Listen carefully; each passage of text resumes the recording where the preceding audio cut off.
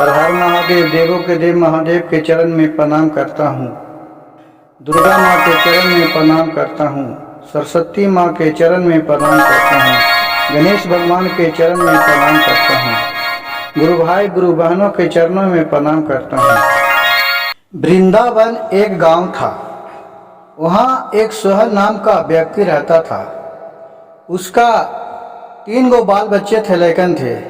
तीनों सियान हुए, तीनों अपना विदेश कमाने के लिए चला गए। जो सोहन था वो तीनों बेटा कमा कर पैसा भेजने लगा। सोहन ने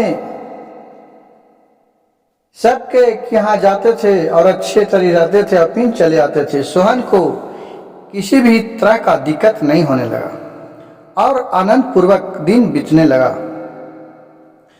कुछ समय ऐसा ही बीतते गया और सब बेटा ने सोहन को बहुत माने।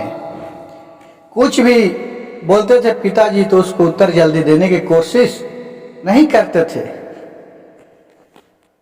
सोहन को धीरे धीरे कुछ समय बीता।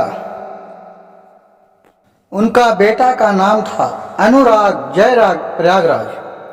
अनुराग शादी विवाह सब तीनों बेटा का कर दिया। तीनों बहू बहुत माने, लेकिन जो सोहन था वो जयराग का औरत प्रयागराज मायावती थी, उसको बहुत मानती थी। उसी करते करते जहाँ कुछ भी जाए, कभी भी सोहन अपने गांव से चाहे और बर बाजार से तो जयराग के लिए बहुत सा सामान जो भी मिलता उसको लेते जाए। हरा सब्जी हो गया, मूंग का दाल हो गया, किसी भी तरह का। लेकिन और जो बेटा था अनुराग और प्रयागराज, उसको क्या जाता था तो कुछ भी नहीं ले जाता था। और जयराग के यहाँ जाता था, उसका औरत के नाम था मायावती। मायावती बहुत ही मायावी विचार के था। वो इतना तरह से उसको माया बरसाता था सब पर कि लगता था कि कुछ नहीं जानती है, लेकिन अंदर अंदर वो बहुत ही अस्वार्थी आदमी था। वह बहुत स्वार्थ आदमी थी। और अपने सोहन जो ससुर था, उसका कुछ भी चीज रहे तो नर्मदा पूर्वक कहे उनका ससुर भी मान जाते थे। ऐसा उन्हें जादू चला दिया था, क्या कहा जाए। उसी तरह बहुत दिन बीत गया, लेकिन तो पर भी उसका तीनों बेटा था, अनुराग, जयराग, प्रयागराज। वो सब खुश रहते थे। तीनों भाई में किसी भी तरह का द्वेष नहीं रहता था। लेकिन जो मायावती थी वो कान भर भर के अपने ससुर जी के पका देती थी। और क्या करे, औरत होता ही है वैसा। कुछ दिन बीतते गया। उसी गांव में एक दिनेश नाम का व्यक्ति था। उसका 2 लड़के थे, दोनों के बंटवारा कर दिए थे और दिनेश अकेले रहते थे। और जो भी कमाता खाता थे, जो बड़ा बेटा के यहाँ रह के और उसी के साथ रहते थे। जो भी होता था छोटा बेटा के दिनेश दे देते थे। उसी एक दिन के बाद हुआ कि दिनेश के औरत के बहुत कस के तबीयत थोड़ा हो गया।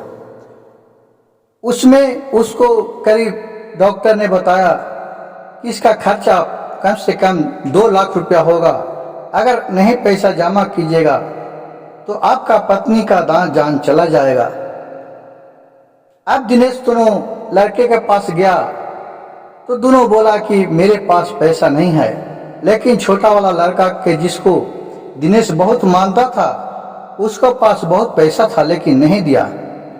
और उसका जो दिनेश था वो भी कहा कि नहीं है तो कैसे इंतजाम करके अपना, और उस फिर पैसा कोई नहीं दिया। तो दिनेश बोला कि हे भोलेनाथ, हे शिव शंकर भगवान, आप ही इसका उद्धार कीजिएगा। और भोले नाम के जाप किया और मंदिर में जाकर जल चढ़ाया और उन्हीं के कृपा से उनका औरत का तबीयत ठीक हो गया, औरत के जान बचाया। तो सोहन था, वो सोहन बोल रहे थे दिनेश से कि तुम तो बहुत गलत आदमी है, तुम विचार के गंदे आदमी हैं, एक बेटा के मानता है और दूसरा के नहीं मानता है। ये कम से कम दोनों को तो बराबर मानना चाहिए। जबकि सोहन खुद ही था कि जिसका 3 लड़का था, तो जयराग का बहुत मानता था, और दोनों जो बेटा था अनुराग और प्रयागराज, उसको कुछ भी बोलता था तो उस पर बहुत क्रोध रहता था मन ही मन, और लगता था कि ये दोनों बेटा के भी कमाई उसी को दे दें, जयराग को। जबकि सोचिए कि सोहन खुद ही अपने उस विचार के है जो कि दिनेश के बोल रहा है भला बुरा, लेकिन दिनेश ने कुछ नहीं बोला, क्योंकि वो सारी कहानी जानता था कि अगर सोहन को कहूंगा तो मेरे बात पर विश्वास नहीं होगा, क्योंकि सोहन तो खुद अपने दोनों लड़के को बुराई करते रहते हैं और एक लड़के को बुराई करते रहते हैं, ताकि सारी दुनिया देखा है कि अनुराग और प्रयागराज कितना परिश्रमी है, और इन लोग जितना भी परिश्रम करता था जो अपने माँ बाप को देते रहता था, लेकिन सोहन जो था जो जयराग को चुपे चुपे सब सामान देता रहता था। इस कहानी से हमें यह सीख मिलता है कि जो खुद ही बुरा रहते हैं वो दूसरे के बुराई को ज्यादा ध्यान देते हैं, क्योंकि वो जानते हैं कि ऐसा न हमको बुराई भी सबके सामने आ जाए।